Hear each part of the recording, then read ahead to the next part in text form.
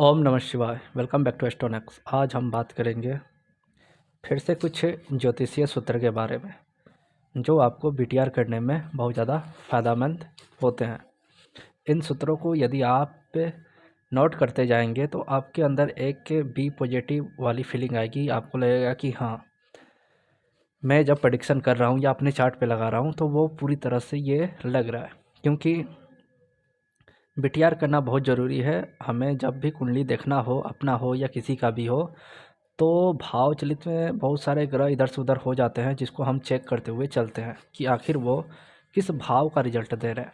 जैसा कि मैंने भाव चलित और D1 यानी कि कुंडली चार्ट पे एक वीडियो बना दिया है कि भाव चलित होता क्या है और D1 होता क्या है, मतलब कुंडली चार्ट और भाव चलित में क्या अंतर है और भाव चलित में ही क्यों ग्रह खसक जाते हैं और भाव चलित में जो ग्रह खसकते हैं या कहीं आगे या पीछे जा रहे हो तो साइन तो वही रहता है लेकिन भाव बदल जाता है। तो उस भाव को बदलने के कारण भाव चलित लिया जाता है, यानी ग्रह भाव को बदल लिया, चलित मतलब चला गया।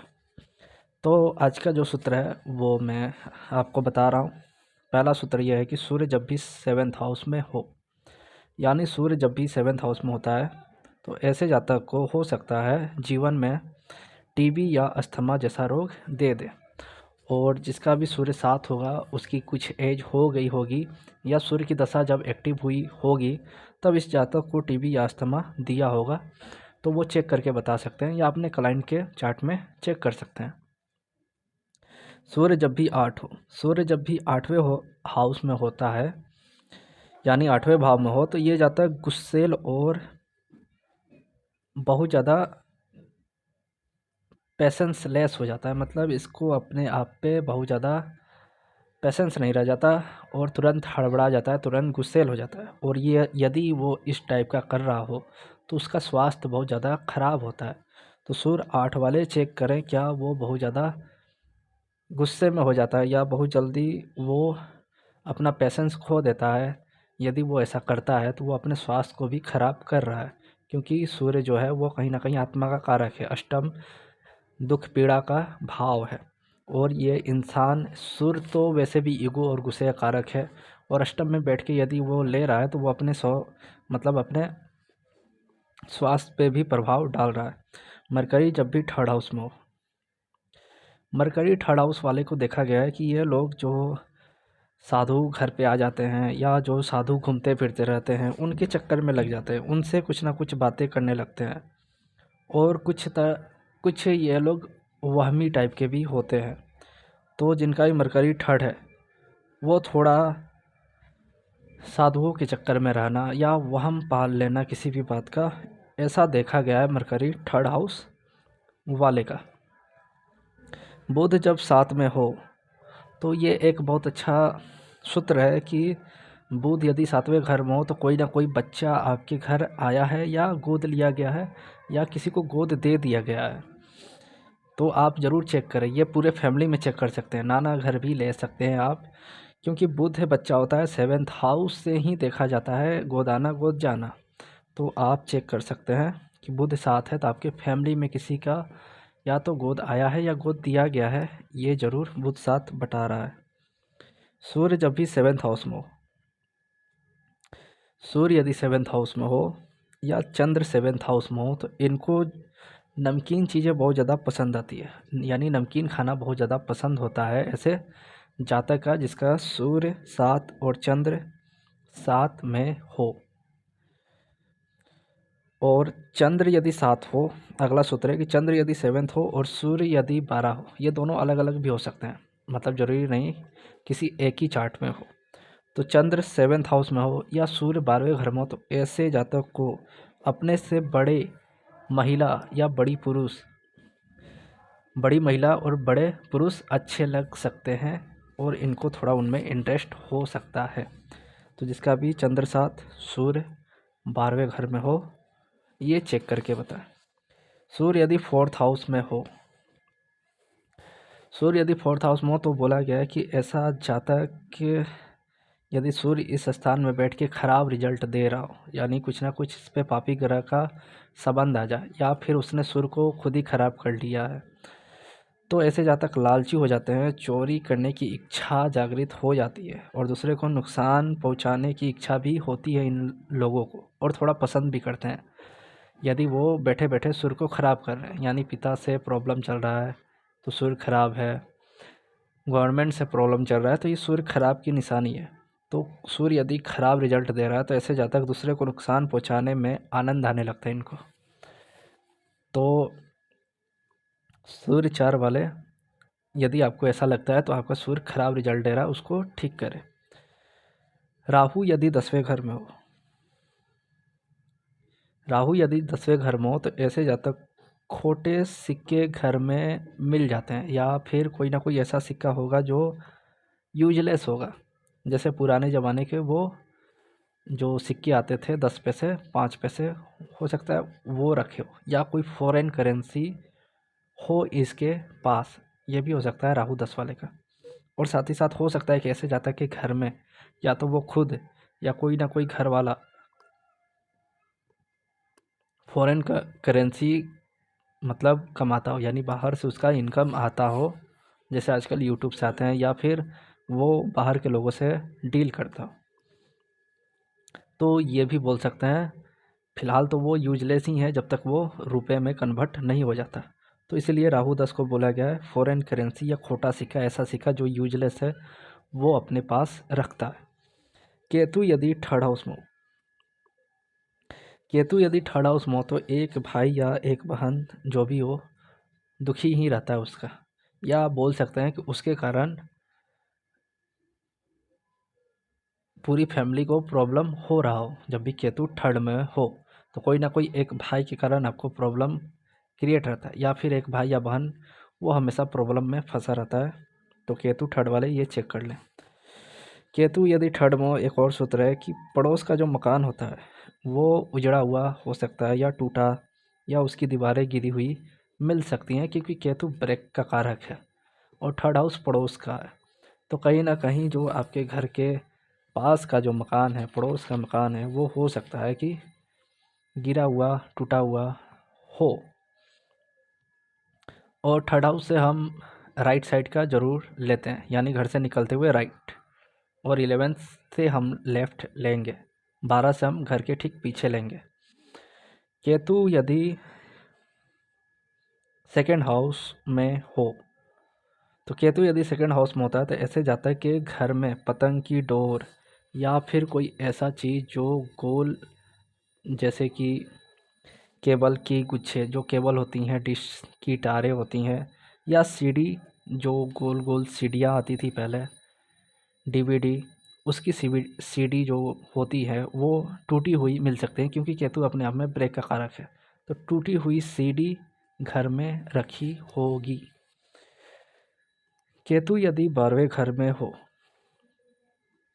केतु यदि 12वें घर में हो तो वृद्धावस्था में यानी ओल्ड एज में इस जातक को योग बनता है विदेश जाने का। यानी कि हो सकता है कि इसके बेटा या बेटी ले जाए या दामाद ले जाए, या फिर ये खुद जाए। जैसे कि पीएम मोदी जी के चार्ट में राहु 6 केतु 12 है, तो वो जब ओल्ड एज में आए तब जाके बहुत ज़्यादा विदेश की यात्रा किए। तो इससे भी कंफर्म होता है ये सूत्र कि केतु 12 ओल्ड एज में बहुत ज़्यादा विदेश की यात्रा करता है। वो अपने बच्चों के द्वारा जाए या फिर खुद के पैसों से भी जा सकता है। शनि यदि 9th हाउस में हो, शनि यदि 9वें घर में हो तो घर के छत पर टूटी फर्नीचर, कुर्सी, या टूटी चौखट, चौखट वो जो घर का दरवाज़ा होता है उसकी चौखट रखी हुई मिल सकती है। तो शनि 9 वाले ये ज़रूर चेक करें कि छत पे क्या ऐसी चीज़ रखी है, या फिर घर में भी रखी मिल सकती है, छत पे ना हो तो। लेकिन टूटा फर्नीचर, कुर्सी, टूटी हुई चौखट ये ज़रूर मिलेगा, यानी ये लोग संभाल के रखते हैं कि आगे कुछ बना लेंगे या ठंडा में आग ताप लेंगे, वो अलग बात है। शनि 5, शनि जब भी 5वें घर में हो तो घर की जो छड़ होती है वो बाहर की ओर निकली होती है। जैसे कि मैंने ठीक पीछे वाले वीडियो में बताया था, शनि 11 यदि घर पूरा बन गया, यदि छड़ थोड़ी थोड़ी निकली हुई या कोई दीवार अधूरी ना छोड़ें तो प्रॉब्लम आ जाता है। वैसे ही शनि 5 प्रॉब्लम तो नहीं आएगा, लेकिन घर की जो छड़ें हैं वो कहीं न कहीं निकली हुई प्रतीत होंगी, और हो सकता है कि कुछ जो दीवार है या छत है वो पूरी ढलाई की हुई ना हो, पूरा मतलब फिनिशिंग ना हो, तो छड़ें दिख सकती हैं। जब भी शनि 5 हो या शनि 11 भी हो, दोनों में ले सकते हैं। शनि 11 में प्रॉब्लम क्रिएट करता है, पर शनि 5 में उतना ज़्यादा नहीं। शुक्र 10, शुक्र यदि 10वें घर में हो तो जातक के जो संतान होती हैं उनके बीच 3 या 7 साल का डिफरेंस हो सकता है। यानी पहली संतान के होने के 3 साल बाद या 7 साल बाद दूसरी संतान हो, शुक्र 10वें घर में हो तो ऐसा होता है। वैसे ही आप एक और सूत्र नोट कर लें कि मंगल जब 8वें घर में हो, मंगल जब भी 8वें घर में होता है तो भाई बहन के बीच, यानी आपके जो पुत्र है उन दो पुत्रों के बीच या उन दो भाई बहनों के बीच या भाई भाई के बीच 4 या 8 साल का गैप होगा।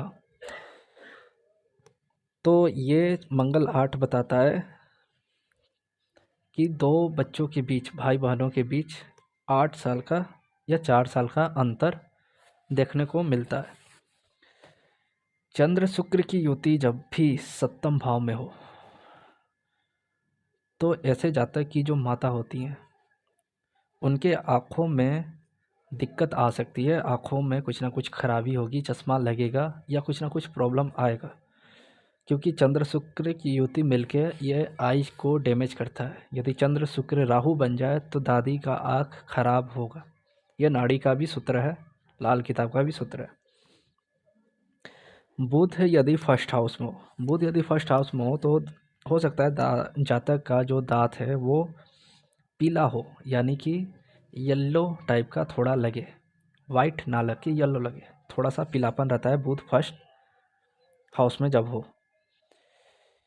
मंगल यदि फर्स्ट हाउस में हो, मंगल यदि जब भी फर्स्ट हाउस में मिले आपको, मार्स फर्स्ट हाउस, तो दांत जो होते हैं 32 होते हैं तो अच्छा होता है। मंगल फर्स्ट हाउस को बोला गया दांत 32 तो बहुत अच्छा मंगल रिजल्ट दे रहा है। यदि वो कम है तो ये जातक जो होता है बहुत ज़्यादा गुस्सैल होने लगता है।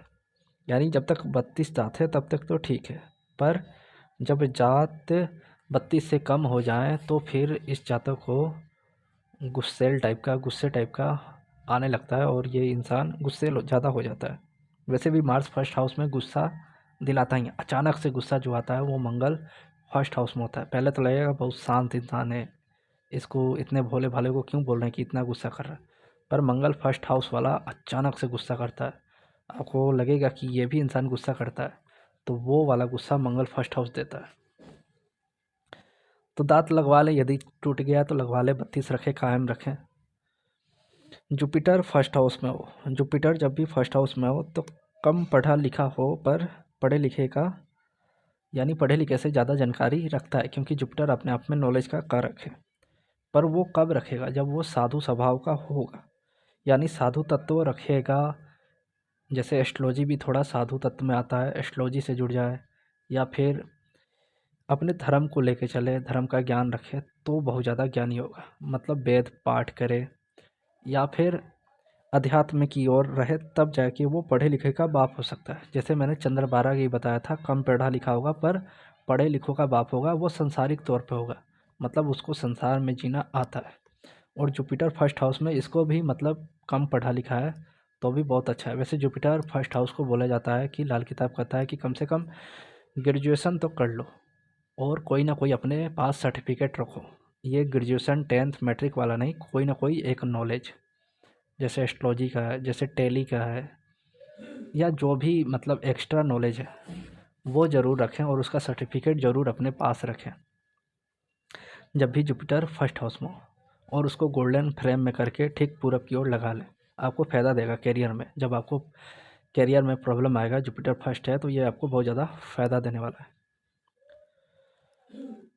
तो जुपिटर फर्स्ट हाउस में साधु तत्वों को रखे, मतलब राजनेता टाइप रहेगा तो नहीं चलेगा, पर हाँ सद्गुरु टाइप बनेगा तो बहुत ज़्यादा चलेगा, तो सद्गुरु टाइप बने, साधु तत्व रखे, तो जुपिटर फर्स्ट उसको बहुत ऊंचाई पे ले जाएगा, अच्छे अच्छे नेता भी उसको प्रणाम करेंगे। शनि यदि छठे हाउस में हो,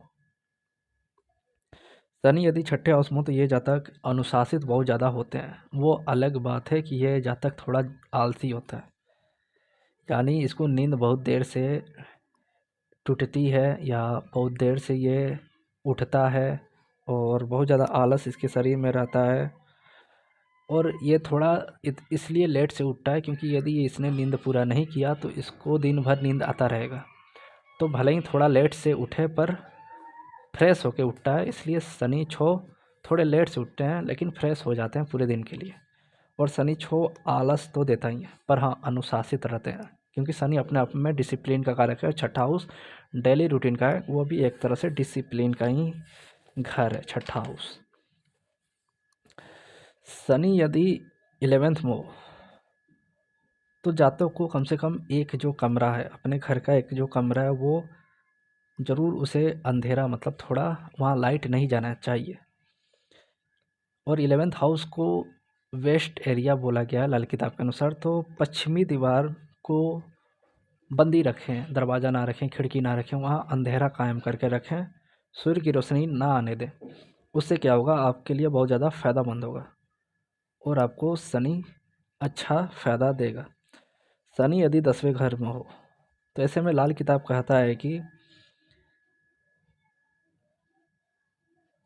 घर को मतलब ना बनाएं और रेंट के घर में रहें, यानी रेंट के घर में रह सकते हैं, पिता का जो बनाया हुआ घर है, दादा का जो घर है उसी में रहें, आपको प्रगति देता रहेगा प्रोफेशन में। क्योंकि बनाते हुए यदि आपने आपका शनि 10th हाउस में है और आपने घर बना लिया तो आपको इनकम रोक देता है और आपको तंगी की हालत दिखा देगा।